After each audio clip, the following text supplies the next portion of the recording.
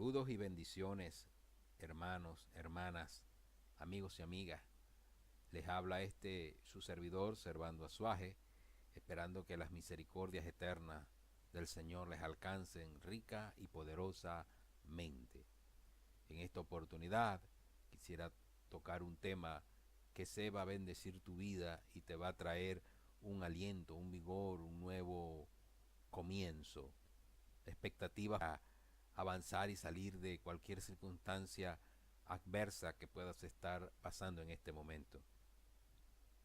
Si tu techo es el cielo, si estás en una unidad de cuidados intensivos, si estás sin empleo, tienes problemas en el hogar, hay circunstancias que no entiendes, no estás saliendo bien en los estudios, tu relación con los demás va de mal en peor, hay cosas que no entiendes y llegas a un punto que te secciona todo, el sistema político, el sistema religioso, la gente, te sientes incómodo, nada parece satisfacerte y pues es una decepción continua.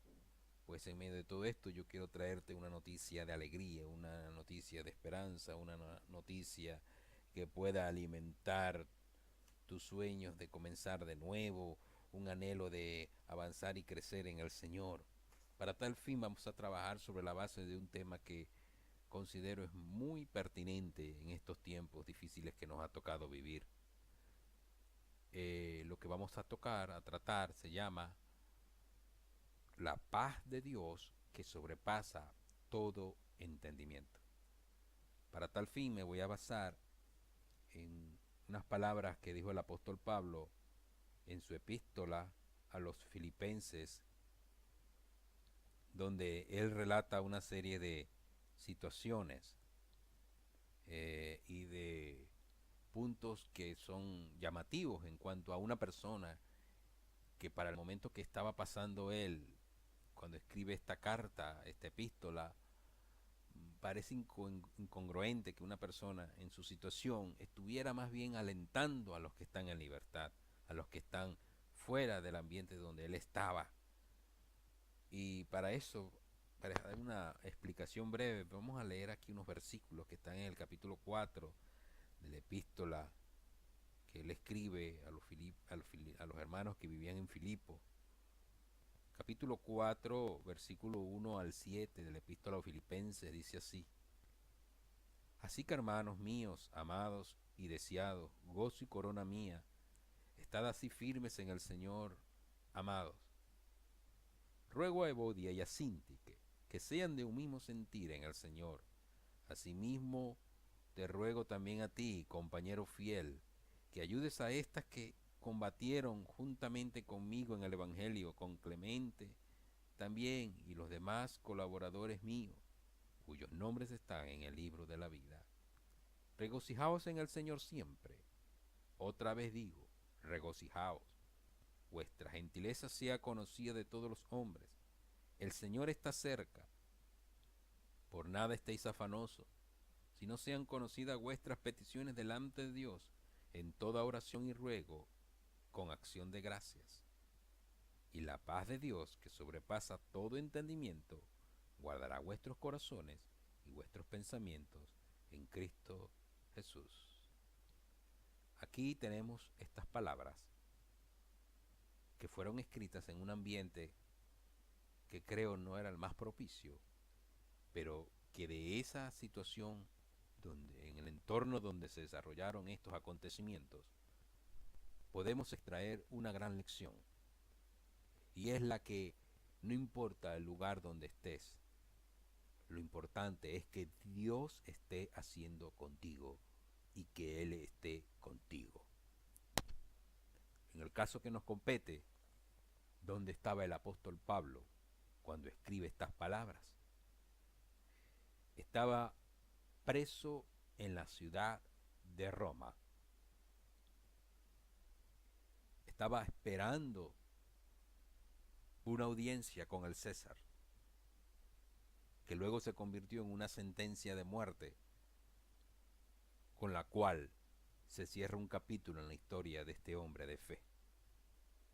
Las razones por las cuales estaba preso era por falsas acusaciones, por el testimonio que él daba de Jesucristo y por tener una fe sólida en aquel que le había llamado. La historia es un poco extensa de por qué causas, razones él llegó a esta situación extrema de estar preso,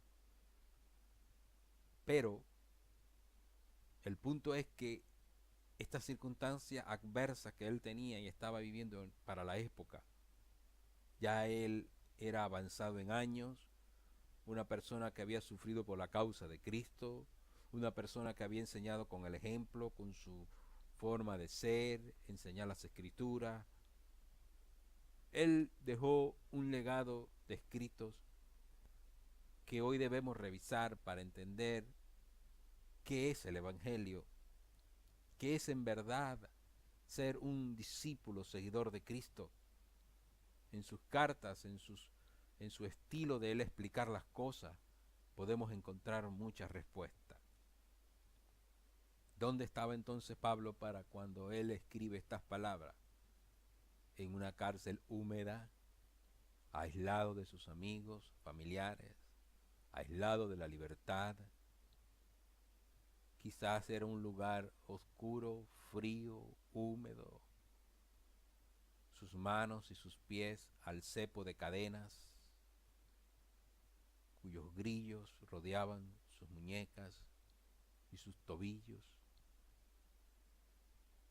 Quizás mal alimentado, con poca gente que le visitara, lejos de tantos lugares que él pudiera haber querido estar en ese momento. La cárcel no es un lugar para vacacionar, no es un lugar para uno despejarse. Al contrario, es un lugar donde te aíslan, donde te llevan confinado. En este caso el apóstol no fue por causas de algún homicidio, causa de no haber pagado sus impuestos, por haber violado alguna ley terrenal. La causa por la cual estaba preso era básicamente por ser seguidor de Cristo y no negar sus ideales y por defender una causa. Por esas razones él estaba preso. Por esas razones la sentencia contra él fue la muerte, cuya causa se consumó cuando le decapitaron. Se cree algunos más adelante. En este sentido, Pablo se nos presenta como un modelo de convicción, de fidelidad y de firmeza en sus pensamientos. Viene a mi memoria otro preso de la historia, cuyo contexto era diferente al de Pablo y cuyas razones por las cuales fue a la cárcel eran totalmente contrarias. Me refiero a Nelson Mandela, 27 años en la cárcel.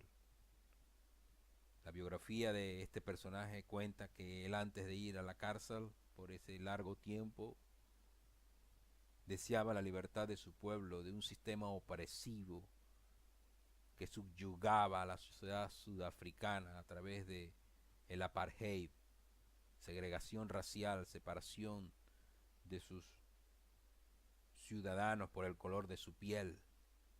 Una cosa horrible, terrible que se vivió en aquella época. Y él se levantó como un luchador social para reivindicar los derechos de sus ciudadanos, pero lo hizo de una manera que creo no era la más pertinente, usando el terrorismo, la violencia, sembrando miedo, terror. Y por esa causa el sistema en un momento determinado lo logra detener, apresar, y es sentenciado en prisión, ahí, a estar aislado de la sociedad por hacer actos vandálicos. Y estando en la cárcel, este hombre sufre una transformación, sufre un cambio de paradigma, y los hechos hablan por sí.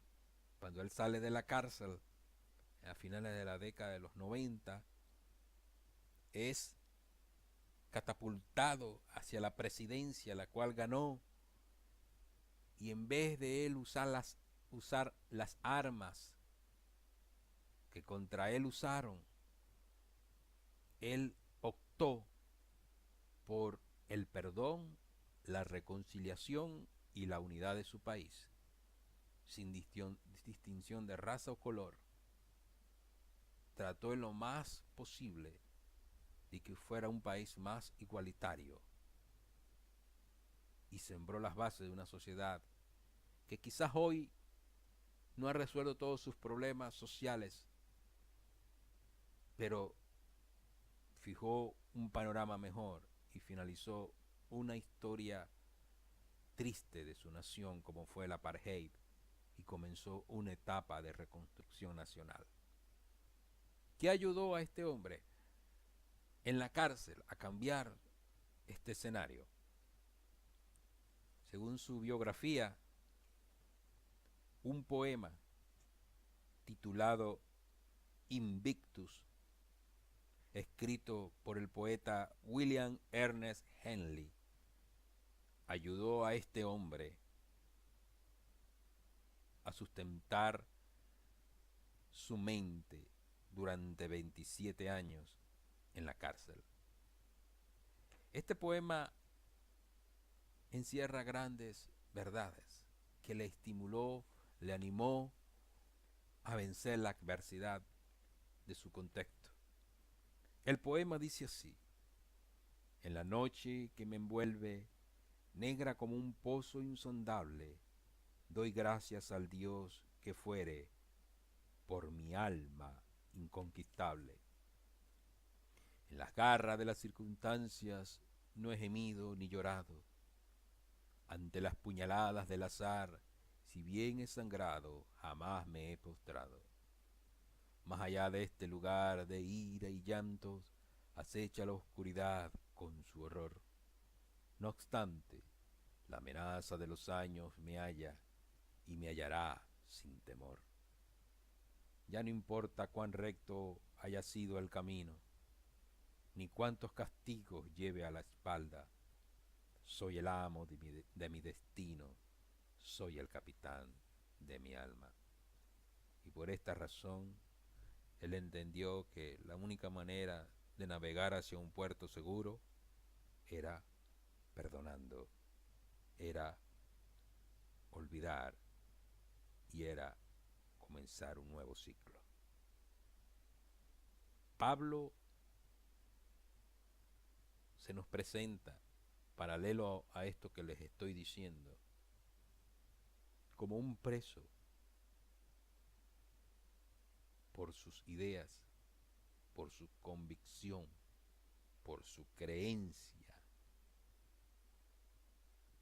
cuya realidad plena le motivó a avanzar en las circunstancias más difíciles.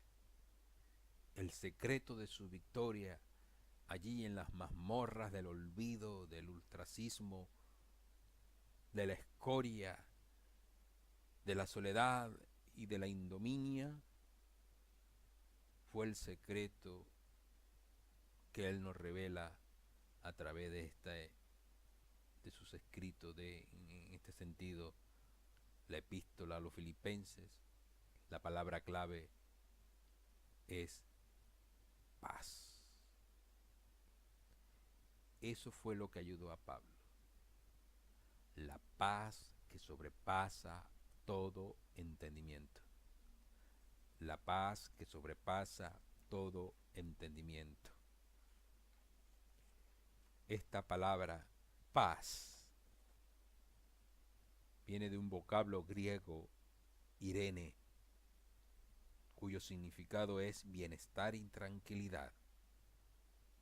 La raíz etimológica de irene es el vocablo hebreo shalom, cuyo significado es seguro, bien, feliz, amistoso, bienestar, prosperidad, paz, salud, amigo, bueno, completo, dichoso, pacífico, pasto delicado, paz propicio, salvo y victorioso.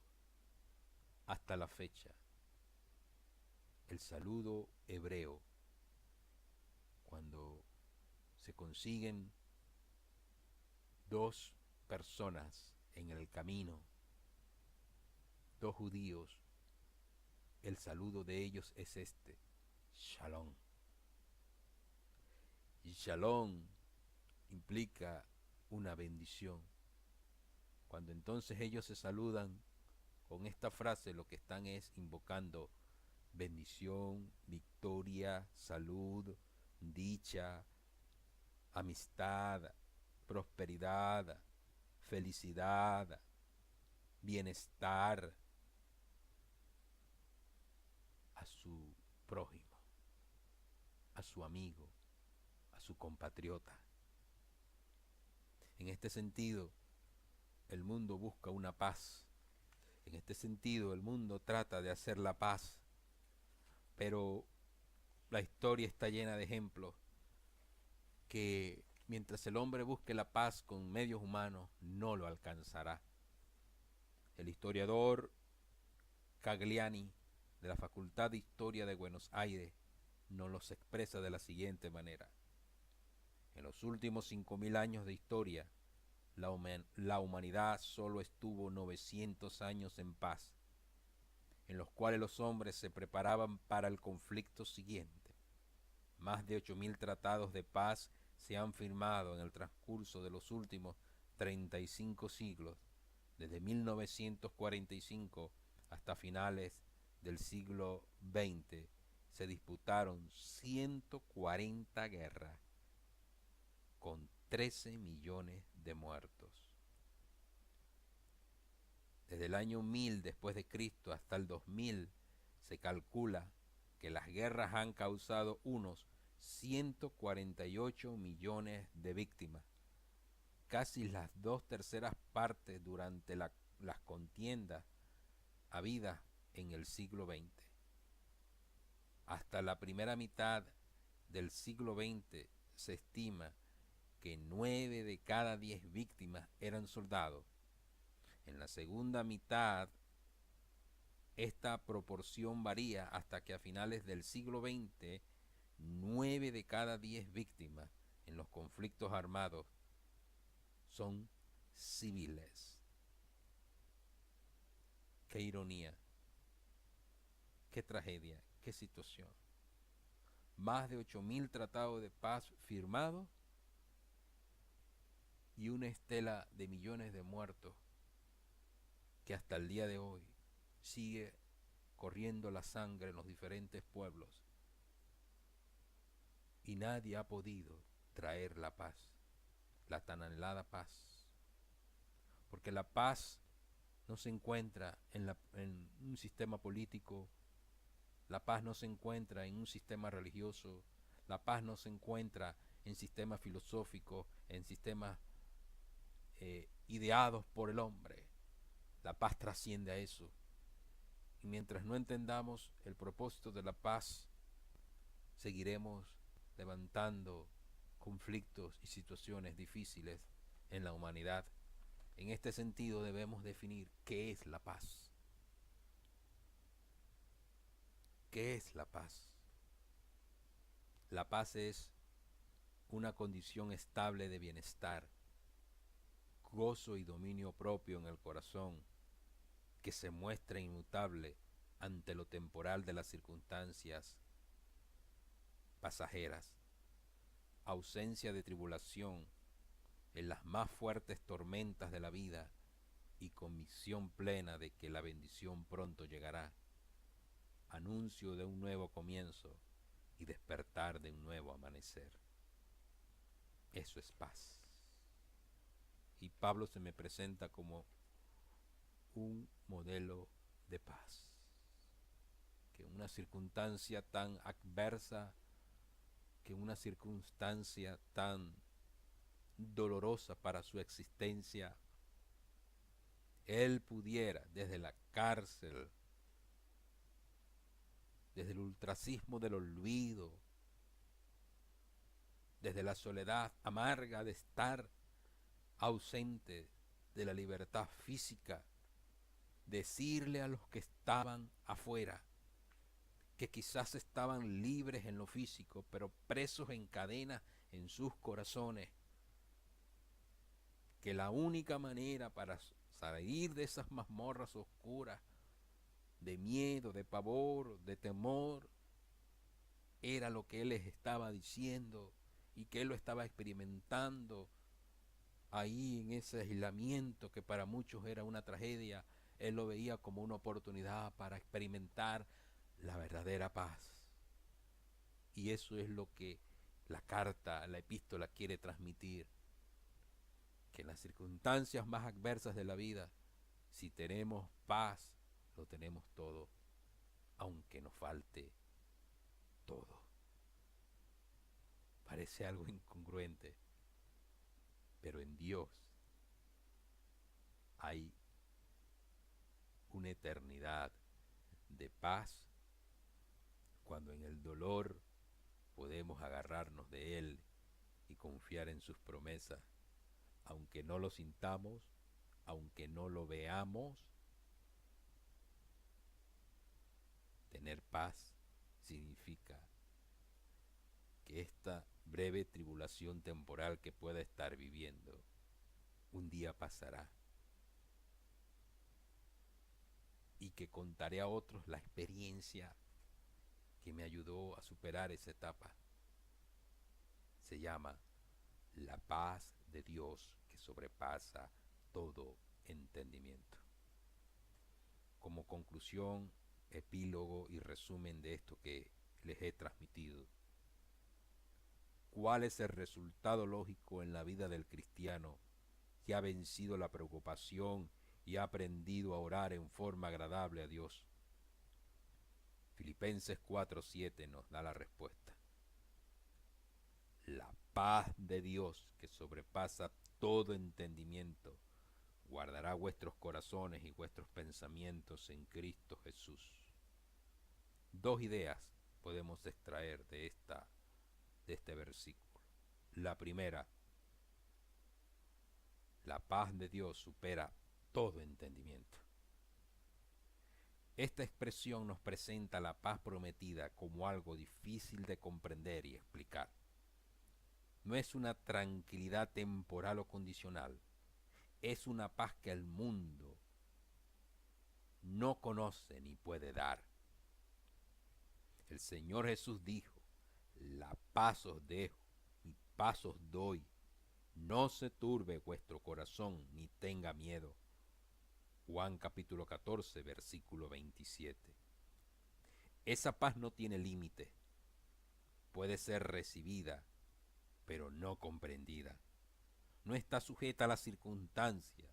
Es un fruto del Espíritu. Es algo que solamente los hijos de Dios que tienen una relación profunda con Él pueden disfrutar.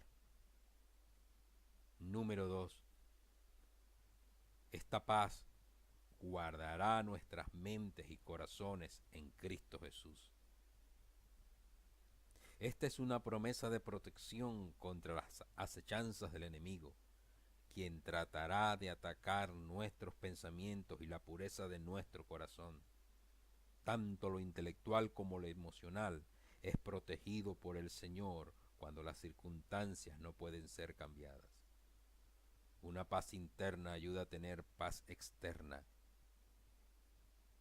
Cuando los caminos del hombre son agradables a Yahweh, aún a sus enemigos hace estar en paz con él. Proverbios capítulo 16, versículo 7. Note que esta protección está entrelazada con Cristo Jesús. Él es nuestra paz y sabrá guardarnos según sus promesas.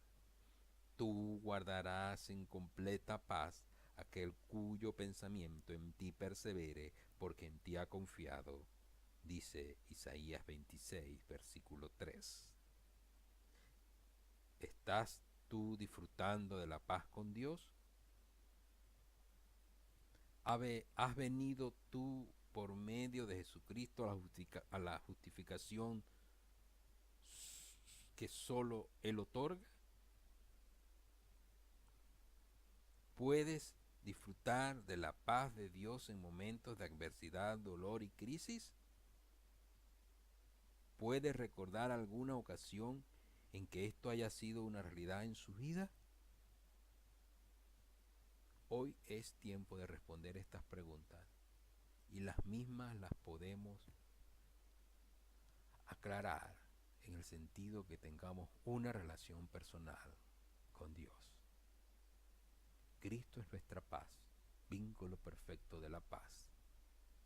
Y Él demostró en momentos adversos de dolor, cuando lo martirizaron, cuando lo acusaron, cuando lo señalaron, Él se mantuvo en paz.